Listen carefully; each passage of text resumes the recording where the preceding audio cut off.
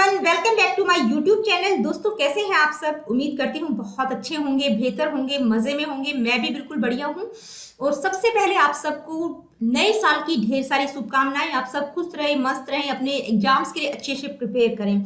और इस new year में मैं भी आप लोगों के लिए कुछ नया लेकर आ गई हूँ, क्योंकि कुछ बच्चों के ना मुझे कमेंट्स आ रहे थे कि मैडम केवीएस की पेडागोजी करवा दीजिए। तो कुछ बच्चे कह रहे हैं मैडम पीआरटी के लिए तैयारी करवा दीजिए, यानी कि पीआरटी में जो पेडागोजी है वो आप करवा दीजिए। कुछ कह रहे हैं टीजीटी के लिए करवा दीजिए, कुछ पीजीटी, कुछ वाइस प्रिंसिपल और प्रिंसिपल्स की पोस्ट के लिए बात कर रहे हैं। तो देखिए, आप सबके इतने सारे कमेंट्स पढ़कर मैं भी पजल हो गई कि किसके लिए स्टार्ट करूं, टीजीटी, पीजीटी, पीआरटी या वाइस प्रिंसिपल या प्रिंसिपल के लिए।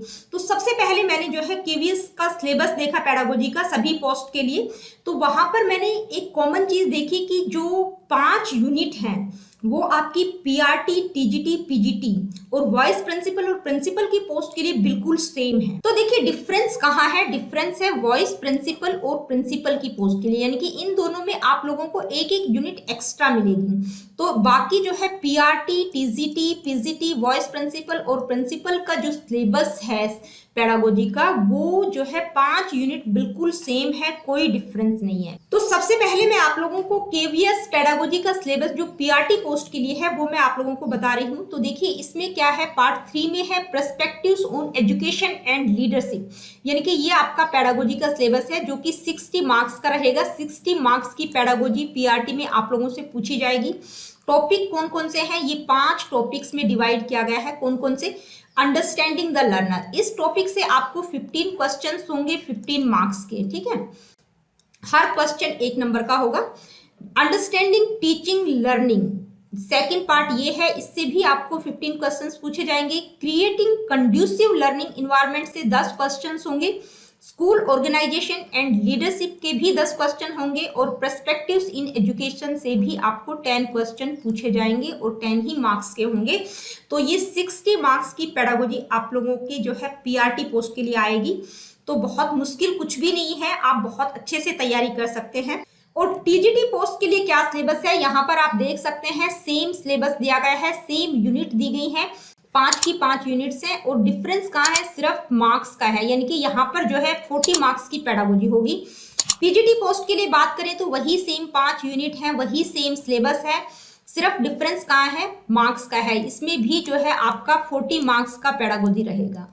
आगे अगर हम वॉइस प्रिंसिपल की बात करें तो इसमें मैं आप लोगों को बता दूं कि यहाँ पे डिफरेंस आ जाता है सिर्फ लास्ट यूनिट में। ये 5 यूनिट बिल्कुल सेम है जो कि आपकी पीआरटी, टीजीटी, पीजीटी में है। एक यूनिट इनमें एक्स्ट्रा ऐड की गई है वॉइस प्रिंसिपल और प्रिंसिपल की पोस्ट के लिए। कौन सी? केवीएस एजुकेशन कोड से रिलेटेड, यानी कि ये यूनिट एक्स्ट्रा है जो कि सिर्फ और सिर्फ केवीएस एजुकेशन सिस्टम से रिलेटेड रहेगी। तो वही 5 यूनिट जो ऊपर की हैं वो बिल्कुल सेम रहेंगी। प्रिंसिपल की पोस्ट के लिए भी वही है, 5 यूनिट बिल्कुल सेम है और एक एक्स्ट्रा यूनिट जो कि वाइस प्रिंसिपल और प्रिंसिपल की पोस्ट के लिए है। कौन सी? KVS education code. यहाँ पर जो पेडागोजी रहेगी 70 मार्क्स की रहेगी और वाइस प्रिंसिपल की पोस्ट के लिए जो है पेडागोजी कितने मार्क्स की है? वो है 90 मार्क्स की। तो देखिए हम जो सिलेबस करेंगे पेडागोजी का, उसमें जो है ये 5 यूनिट जो सभी में कॉमन है, चाहे पीआरटी हो, टीजीटी हो, पीजीटी हो, वाइस प्रिंसिपल या प्रिंसिपल की पोस्ट के लिए।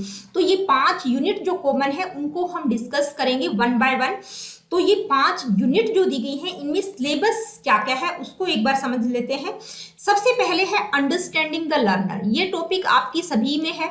अंडरस्टैंडिंग द लर्नर यहाँ मैंने पीआरटी पोस्ट के लिए डाला है, यानी कि पीआरटी में जो पेडागोजी का ये वाला पार्ट रहेगा ये 15 मार्क्स का रहेगा, ठीक है। ये मार्क्स जो है मैंने पीआरटी के हिसाब से डाले हैं, आप पजल नहीं होना, सिर्फ हम सिलेबस को देख रहे हैं। अंडरस्टैंडिंग द लर्नर में कौन कौन से टॉपिक हैं? Concept of growth, maturation and development, principles and debates of development, development task and challenges. तो देखिए ग्रोथ, डेवलपमेंट और मैच्योरेशन का जो टॉपिक है वो आप सभी ने बीएड में पढ़ा है, सीटेट में भी ये ग्रोथ और डेवलपमेंट का टॉपिक हमने सभी ने पढ़ा है। तो ग्रोथ और डेवलपमेंट के टॉपिक में आप लोगों ने कॉन्सेप्ट सभी ने पढ़ा है ग्रोथ और डेवलपमेंट की, यानी कि डेवलपमेंट की जो भी थ्योरीज हैं, चाहे प्याजे है, वाइगॉत्स्की है, कोहलबर्ग है, ये सभी हमने पढ़ी हैं। प्रिंसिपल्स मैंने करवाए हुए हैं अपने चैनल पर, यानी कि ग्रोथ और डेवलपमेंट से रिलेटेड 20 वीडियोस मैंने अपने चैनल पर डाली हुई है, आप उनको डिटेल में देख सकते हैं। डेवलपमेंट की जो भी थ्योरीज हैं, कॉन्सेप्ट है, प्रिंसिपल्स हैं। तो देखिए ये जो टॉपिक्स हैं ये आपके सीटेट में भी हैं, यहाँ पर नया क्या देखने को मिल रहा है आपको, debates of development and development task and challenges. तो डेवलपमेंट टास्क जो है हैविंग हस्ट के द्वारा दिए गए हैं, डिबेट्स हम कुछ करेंगे, कुछ कुछ कॉमन डिबेट्स हैं, जैसे नेचर वर्सेस नर्चर की बात की गई है, हेरिडिटी और इन्वायरमेंट हम कह सकते हैं। तो ये डिबेट्स हम डिस्कस करेंगे। मैं सिर्फ डिबेट्स की बात नहीं कर रही हूँ, हम पूरा का पूरा पेडागोजी का सिलेबस सीरीज में करेंगे, यानी कि हर टॉपिक को डिस्कस करेंगे। लेकिन अगर आप लोग इस टॉपिक से रिलेटेड कुछ वीडियोस देखना चाहते हैं तो कुछ वीडियोस आप लोगों को मेरे चैनल पर मिल जाएंगी। इसके बाद डोमेन्स ऑफ डेवलपमेंट, जिसमें physical, cognitive, social, emotional, moral development की बात की गई है, तो इसको हम स्टडी करेंगे। उसके बाद है अंडरस्टैंडिंग एडोलसेंस, यानी कि एडल्सेंस, स्टेजेस की बात की गई है। तो स्टेजेस में जो है आप लोगों से हम मेनली 4 स्टेजेस पढ़ते हैं, सीटेट में आप लोगों ने पढ़ा होगा, बीएड में भी पढ़ा होगा, लेकिन यहाँ पर सिर्फ एक स्टेजेस पर जो है फोकस किया गया है। कौन सी स्टेज, एडल्सेंस की बात की गई है, यानी कि उसकी नीड्स, चैलेंजेस, इंप्लीकेशन क्या रहेगा, इसको हम डिटेल में स्टडी करेंगे। नेक्स्ट टॉपिक है role of primary and secondary socialisation agencies. देखिए सोशल एजेंसीज का प्राइमरी और सेकेंडरी रोल क्या होगा। तो सोशल एजेंसीज कौन कौन सी है, होम है, स्कूल है, कम्युनिटी, उनका प्राइमरी और सेकेंडरी रोल क्या रहेगा, ये टॉपिक डिस्कस करेंगे हम। बहुत ही सिंपल टॉपिक है। और इसके बाद है इंश्योरिंग होम स्कूल कॉन्टिन्यूटी। तो देखिए ये जो टॉपिक है यह आपको मिनिस्ट्री ऑफ एजुकेशन की जो वेबसाइट है वहां पर कुछ गाइडलाइंस दी गई हैं, वहां से आप इस टॉपिक को देख सकते हैं कि पेरेंट्स को कौन कौन सी गाइडलाइंस फॉलो करनी चाहिए जब बच्चे स्कूल से घर आते हैं, यानी कि पेरेंट्स को किन किन बातों का ध्यान रखना चाहिए। तो देखिए जो पहली यूनिट है अंडरस्टैंडिंग द लर्नर, इसमें जो 15 मार्क्स की पेडागोजी पूछी जाएगी, तो इन टॉपिक्स को आप देख सकते हैं, इनमें जो है कुछ खास नया नहीं है। कुछ एक टॉपिक्स हैं जैसे डिबेट्स की बात की गई है, या डेवलपमेंट टास्क और चैलेंजेस की बात की गई है, या इंश्योरिंग होम स्कूल कॉन्टिन्यूटी। तो ये कुछ टॉपिक्स हैं जो कि न्यू ऐड किए गए हैं। बाकी अगर आप सीटेट की पेडागोजी उठा के देखेंगे तो ये कुछ टॉपिक्स जो है उनमें आपको एज इट इज मिल जाएंगे, क्योंकि ग्रोथ, डेवलपमेंट, मैच्योरेशन आपका सीटेट में भी है, डोमेन्स की बात की गई है, स्टेजेस भी हैं, और प्राइमरी और सेकेंडरी सोशलाइजेशन एजेंसीज का रोल क्या होगा, ये सारे के सारे टॉपिक्स आपने सीटेट बीएड में पढ़े होंगे। फिर भी हम यहाँ पर जो है इन टॉपिक्स को 1 बाय 1 डिस्कस करेंगे। तो पहली यूनिट बहुत ही सिंपल है, पूरा का पूरा सिलेबस इस यूनिट का बहुत इजी है। नेक्स्ट यूनिट है अंडरस्टैंडिंग टीचिंग लर्निंग। तो यहाँ पर पीआरटी पोस्ट के लिए जो है इस यूनिट से 15 क्वेश्चंस होंगे 15 मार्क्स के। इसमें सिलेबस क्या क्या है, सिलेबस तो आप सभी को पता है, सबका सेम है, चाहे टीजीटी हो, पीजीटी, पीआरटी। तो सिलेबस क्या रहेगा इस यूनिट से related, theoretical perspectives on learning, behaviorism, cognitivism, constructivism with special reference to their implication for the role of teacher, role of learner, nature of teacher-student relationship, choice of teaching methods, classroom environment, understanding of discipline power। देखिए जब हम learning की बात करते हैं तो learning की जो 3 मेन थ्योरीज हैं, बिहेवियरिज्म, कॉग्निटिविज्म और कंस्ट्रक्टिविज्म, इनको हम लर्निंग के 3 एस्पेक्ट्स कह सकते हैं, 3 वाद कह सकते हैं। लर्निंग की जितनी भी थ्योरीज हैं वो इन 3 पार्ट्स के अंदर ही डिवाइड की गई हैं। तो जब हम बिहेवियरिज्म की बात करते हैं तो बिहेवियरिज्म में अलग थ्योरीज आती हैं, कॉग्निटिविज्म में अलग आती है, कंस्ट्रक्टिविज्म में अलग थ्योरीज आती हैं। तो एक पॉइंट ऑफ व्यू तो ये है कि हम जो है बिहेवियरिज्म के अंतर्गत जितनी भी थ्योरीज आती हैं उनको हम डिटेल में समझें। तो बिहेवियरिज्म में आपकी कौन कौन सी थ्योरीज आ जाएंगी, ट्रायल एंड एरर थ्योरी है थॉर्नडाइक की, पेवलो की क्लासिकल कंडीशनिंग थ्योरी है, स्किनर की ऑपरेंट कंडीशनिंग थ्योरी है, हल की रीइंफोर्समेंट थ्योरीज है। ये कुछ कुछ मेन थ्योरीज हैं जो बिहेवियरिज्म के अंतर्गत आती है, ठीक है। जब हम कॉग्निटिविज्म की बात करते हैं तो देखिए कॉग्निटिविज्म में अलग तरह की थ्योरीज आ जाएंगी, यानी कि इनसाइट लर्निंग थ्योरी है जो कि कोहलर कॉफका के द्वारा दी गई है। इसके अलावा जो है ब्रूनर की बात हम करते हैं, ठीक है। और कंस्ट्रक्टिविज्म में हम वाइगोत्स्की और प्याजे को पढ़ते हैं, या कोहलबर्ग की हम बात करते हैं। तो ये अलग अलग वाद हैं, इनके अंतर्गत अलग अलग थ्योरीज आएंगी। तो एक मेथड तो ये है कि इनके अंतर्गत जितनी भी थ्योरीज आएंगी हम उनको डिटेल में समझें, क्योंकि ऐसा तो नहीं है कि क्वेश्चन उनसे नहीं पूछा जाएगा, पूछा भी जा सकता है। दूसरा तरीका ये है कि जो आपके सिलेबस में दिया गया है कि भाई इन 3 वाद जो दिए गए हैं, बिहेवियरिज्म, कॉग्निटिविज्म और कंस्ट्रक्टिविज्म, इनको स्पेशल रेफरेंस में देखना है। स्पेशल रेफरेंस की बात की गई है कि भाई इनका क्लासरूम में जब हम इनको इम्प्लीमेंट करें तो इनको हम किस तरह से अप्लाई कर सकते हैं, इनका एजुकेशनल इम्प्लीकेशन क्या होगा, किस किस फील्ड में होगा, रोल ऑफ टीचर। यानी कि जब हम बिहेवियरिज्म की बात करते हैं तो टीचर का रोल क्या होता है, यानी कि टीचर सेंटर्ड होता है एजुकेशन सिस्टम, या चाइल्ड सेंटर की हम बात करते हैं। रोल ऑफ लर्नर, लर्नर का रोल क्या रहेगा, टीचर स्टूडेंट के रिलेशनशिप किस तरह के होते हैं, टीचिंग मेथड्स की चॉइस क्या रहेगी, क्लासरूम इन्वायरमेंट कैसा रहेगा, डिसिप्लिन की बात करते हैं, कंट्रोल्ड होगा अनकंट्रोल्ड होगा। तो ये सारे एस्पेक्ट जो है हम डिस्कस करेंगे अलग अलग, यानी कि बिहेवियरिज्म में सारे के सारे करेंगे, इसके बाद कॉग्निटिविज्म और कंस्ट्रक्टिविज्म में। नेक्स्ट टॉपिक है factor affecting learning and their implication, यानी कि लर्निंग को प्रभावित करने वाले कारक और उनका इम्प्लीकेशन क्या रहेगा। किस में इम्प्लीकेशन पूछा गया है, डिजाइनिंग क्लासरूम इंस्ट्रक्शंस, यानी कि क्लासरूम में जो इंस्ट्रक्शंस डिजाइन करते हैं वो कैसी होनी चाहिए, स्टूडेंट एक्टिविटीज के लिए जो प्लानिंग की जाती है किस तरह की प्लानिंग की जाएगी, लर्निंग स्पेस किस तरह का क्रिएट करना चाहिए। तो ये सारी की सारी बातें जो है हम इस टॉपिक में डिस्कस करेंगे। इसी यूनिट में अगला टॉपिक है planning and organisation of teaching learning, यानी कि टीचिंग और लर्निंग के लिए प्लानिंग और ऑर्गेनाइजेशन क्या रहेगा। तो इसमें कौन कौन से सब टॉपिक्स हैं आपको पढ़ना पड़ेगा, सिलेबस क्या होता है, उसका कॉन्सेप्ट, सिलेबस क्या है, करिकुलम क्या होता है, ओवर टू हिडन करिकुलम क्या रहेगा, करिकुलम ऑर्गेनाइजेशन के प्रिंसिपल्स क्या रहेंगे। और आगे जो है एजुकेशन की बात की गई है कि यहाँ पर दो तरह की मेन एजुकेशन दी गई है, कॉम्पिटेंसी बेस्ड एजुकेशन और एक्सपीरियंशियल लर्निंग की बात की गई। इसके बाद एटसेट्रा डाल दिया गया है, यानी कि एक दो और हमें पढ़ना पड़ेगा। इंस्ट्रक्शनल प्लानिंग की अगर हम बात करें तो आप सभी ने बीएड में पढ़ा है, ईयर प्लान क्या होता है, यूनिट प्लान, लेसन प्लान, ठीक है। इंस्ट्रक्शनल मटेरियल और रिसोर्सेज क्या क्या होंगे। इसके बाद एक मेन टॉपिक आ गया है इसमें इंफॉर्मेशन एंड कम्युनिकेशन टेक्नोलॉजी, यानी कि आईसीटी को आपको डिटेल में पढ़ना पड़ेगा। कम्युनिकेशन होता क्या है, उसका प्रोसेस क्या होता है, टाइप्स क्या होते हैं, ठीक है। आईसीटी से रिलेटेड क्वेश्चंस जो होंगे वो भी हम डिस्कस करेंगे। इसके बाद इसमें नेक्स्ट टॉपिक है इवैल्यूएशन का, उसको भी आपको डिटेल में स्टडी करना पड़ेगा। इवैल्यूएशन होता क्या है, उसका पर्पज, टाइप्स, लिमिटेशन क्या है, कॉन्टिन्यूस कॉम्प्रिहेंसिव इवैल्यूएशन क्या होता है, एक टूल की विशेषताएं क्या होती हैं। तो ये सारी की सारी चीजें आपको इस टॉपिक में पढ़नी पड़ेंगी। नेक्स्ट टॉपिक है assessment of learning, for learning और एज लर्निंग। तो देखिए ये जो टॉपिक है ये आपके बीएड में भी है, सीटेट में भी है, बहुत ही इंपॉर्टेंट टॉपिक है और आप सभी ने सीटेट में पढ़ा होगा। जिन्होंने सीटेट, क्योंकि विदाउट सीटेट के तो आप केवीएस के लिए अप्लाई कर ही नहीं सकते, तो सीटेट में सभी ने पढ़ा है, बहुत इंपॉर्टेंट टॉपिक है, इसको हम डिटेल में समझेंगे। इसके बाद है इनहेंसिंग टीचिंग लर्निंग प्रोसेस, यानी कि टीचिंग लर्निंग प्रोसेस को किस तरह से इनहेंस किया जा सकता है, बढ़ाया जा सकता है, बेहतर किया जा सकता है। तो किस तरह से ऑब्जर्वेशन करना है, फीडबैक क्या रहेगा। तो यहाँ पर आप फ्लेंडर का इंटरेक्शन मॉडल हम इसमें थोड़ा सा डिस्कस करेंगे इसको समझने के लिए। तो अभी तक हमने फर्स्ट और सेकंड यूनिट का सिलेबस डिस्कस किया। अब हम देखते हैं थर्ड यूनिट में क्या क्या सिलेबस है। क्रिएटिंग कंड्यूसिव लर्निंग इन्वायरमेंट, ये आपकी थर्ड यूनिट है। इसमें जो है कौन कौन से टॉपिक है, डाइवर्सिटी, डिसएबिलिटी एंड इंक्लूजन।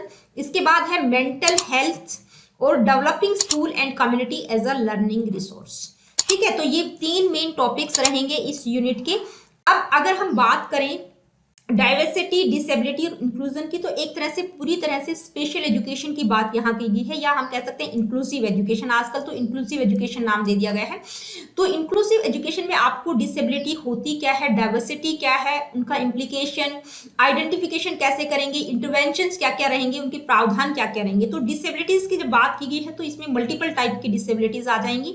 तो जब डिसेबिलिटीज आ जाएंगी तो उनसे रिलेटेड जो एक्ट बनाए गए हैं वो भी आपको पढ़ने पड़ेंगे, यानी कि पीडब्ल्यूडी एक्ट 1995 का है, या आरपीडब्ल्यूडी एक्ट जो 2016 में आया था वो, उसमें कौन कौन सी डिसेबिलिटीज है। तो ये सारी चीजें आपको पढ़नी पड़ेंगी। और यहाँ मैं आप लोगों को बता दूं कि इस टॉपिक से रिलेटेड, यानी कि इंक्लूसिव एजुकेशन जो भी आप एक्ट मैं बात कर रही हूँ, इनसे रिलेटेड जो है मेरे चैनल पर 50 वीडियोस हैं। आप उनको अगर देखेंगे तो आपको एक एक चीज क्लियर हो जाएगी। पूरा का पूरा जो है ये जो टॉपिक है डिसेबिलिटी वाला, डाइवर्सिटी वाला, आप उसको डिटेल में समझ सकते हैं और सिलेबस के अकॉर्डिंग भी हम डिस्कस करेंगे। इसके बाद concept of school mental health और preventive and promotive dimensions of mental health for all students and staff, provisioning for guiding and counselling. तो ये जो टॉपिक है ये आप जो है आर.ए. शर्मा की बुक जो स्पेशल एजुकेशन से रिलेटेड है उससे आप स्टडी कर सकते हैं।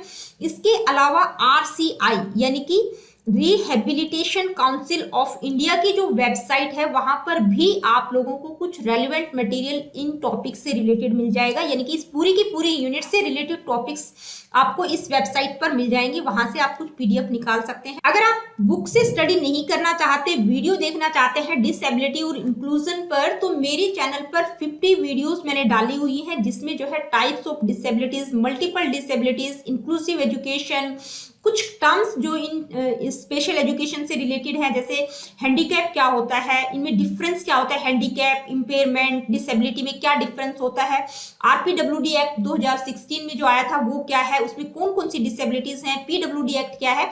तो इन टॉपिक से रिलेटेड वीडियोस आपको मेरे चैनल पर मिल जाएंगी। आप इस टॉपिक को बिल्कुल डिटेल में वहां समझ सकते हैं। तो अभी तक हमने जो है ए, बी और सी यानी कि 3 यूनिट्स का सिलेबस डिस्कस किया। अब हम आते हैं 4th यूनिट पर। 4th यूनिट है स्कूल ऑर्गेनाइजेशन एंड लीडरशिप। तो पीआरटी में जो है आपके 10 क्वेश्चंस इस यूनिट से रिलेटेड पूछे जाएंगे, जो कि 10 नंबर के होंगे। इसमें सिलेबस क्या क्या है, कौन कौन से टॉपिक्स इंक्लूड है। तो फर्स्ट टॉपिक है leader as reflective practitioner, team builder, initiator, coach and mentor. यानी कि जो लीडर होगा वो रिफ्लेक्टिव प्रैक्टिशनर होगा, टीम बिल्डर होगा, इनिशिएटर, कोच या मेंटर होगा। एक तरह से हम कह सकते हैं कि एक लीडर की क्या क्या बेस्ट क्वालिटीज होनी चाहिए, क्या क्या क्वालिटीज उसमें होनी चाहिए। इसके बाद यानी कि विजन किस तरह से बिल्डअप करेगा, गोल सेटिंग क्या रहेगी, स्कूल को ऑर्गेनाइज कैसे करना है, स्कूल डेवलपमेंट की प्लानिंग क्या क्या होंगी, और असेंबली, स्कूल असेंबली से related, teacher development form, time table, calendar, ये सारे टॉपिक्स जो है इस यूनिट में आप लोगों से पूछे जाएंगे। बहुत ही छोटे छोटे टॉपिक्स हैं जो कि टोटली स्कूल से रिलेटेड है, कि किस तरह से ऑर्गेनाइज करना है। जो ऑलरेडी टीचर है उनको सब पता रहता है कि कैलेंडर कैसे बनता है, एनुअल रिपोर्ट कैसे तैयार की जाती है, पेरेंट टीचिंग फॉर्म क्या होता है, स्कूल असेंबली। तो ये सारे के सारे टॉपिक्स इस यूनिट में हम डिटेल में समझेंगे। इसके अलावा जो है पार्टनरशिप विद कम्युनिटी, इंडस्ट्री और नेबरिंग स्कूल्स, यानी कि नेबरिंग स्कूल्स या कम्युनिटी या किसी इंडस्ट्री के साथ पार्टनरशिप जो करेंगे वो किस तरह से क्रिएट करनी है। तो इस तरह के जो छोटे छोटे क्वेश्चंस हैं वो इस टॉपिक से रिलेटेड है। तो देखिए, ये जो टॉपिक था स्कूल ऑर्गेनाइजेशन और लीडरशिप, ये पहले आपके पीआरटी, टीजीटी, पीजीटी में नहीं था। सिर्फ वाइस प्रिंसिपल और प्रिंसिपल्स की पोस्ट के लिए ये टॉपिक इंक्लूड किया गया था केवीएस में, लेकिन अभी आपके पीजीटी, पीआरटी, टीजीटी सभी में इस टॉपिक से रिलेटेड क्वेश्चंस हैं। किसी में कम क्वेश्चन है, किसी में ज्यादा है। तो अभी तक हमने 4 यूनिट्स का सिलेबस डिस्कस किया। इसके बाद हम देखते हैं 5वीं यूनिट। 5वीं यूनिट है पर्सपेक्टिव्स इन एजुकेशन। तो अगर मैं पीआरटी की बात करूं तो पीआरटी में जो है इस यूनिट से 10 क्वेश्चंस होंगे 10 मार्क्स के। इस यूनिट में जो है टॉपिक कौन कौन से हैं, एक तो है आपका एनईपी 2020। देखिए, इसको आपको बिल्कुल डिटेल में समझना है। नेशनल एजुकेशन पॉलिसी 2020 है क्या, उसका करिकुलम, पेडागोजिकल मेथड क्या क्या होंगे, learning for all, competency based learning क्या होगी। ठीक है, तो इसको आपको एक तरह से एनईपी 2020 को बिल्कुल डिटेल में समझना है। नेक्स्ट टॉपिक है guiding principles for child rights, यानी कि बच्चों के अधिकार से रिलेटेड कुछ गाइडिंग प्रिंसिपल्स की बात की गई है, या कुछ प्रोटेक्टिंग और प्रोविजंस क्या रहेंगे for right of children to safe and secure school environment, यानी कि बच्चों की सेफ्टी और सिक्योरिटी से रिलेटेड कुछ प्रोविजंस गवर्नमेंट के द्वारा किए गए हैं। कौन कौन से आर्टिकल्स में उनकी बात की गई है उसको आपको डिस्कस करना है। जैसे आर्टिकल 45 की बात हम कर सकते हैं, जो कि बच्चों की सेफ्टी और सिक्योरिटी से रिलेटेड है। इसके अलावा जो है फ्री और कंपल्सरी एजुकेशन एक्ट, जो कि 2009 में आया था, उसको भी डिटेल में पढ़ना है। तो अगर आप इसको डिटेल में पढ़ना चाहते हैं किसी बुक से या गूगल के थ्रू आप देखना चाहते हैं, तो आप जो है मिनिस्ट्री ऑफ एजुकेशन की वेबसाइट पर इसको आप देख सकते हैं। वहां पर आपको कुछ गाइडिंग प्रिंसिपल्स मिल जाएंगे। इसके अलावा एनसीईआरटी की वेबसाइट, ऑफिशियल वेबसाइट से भी आपको कुछ रेलिवेंट मटेरियल इन टॉपिक से रिलेटेड मिल जाएगा। इसके अलावा historically studying the national policies in education with special reference to school education. देखिए, स्कूल एजुकेशन से रिलेटेड जो कि मतलब पुरानी नेशनल पॉलिसीज हैं उनको भी आपको पढ़ना पड़ेगा। जैसे मुदालियर आयोग है, कोठारी कमीशन है, 1986 में जो नेशनल पॉलिसी थी वो क्या है।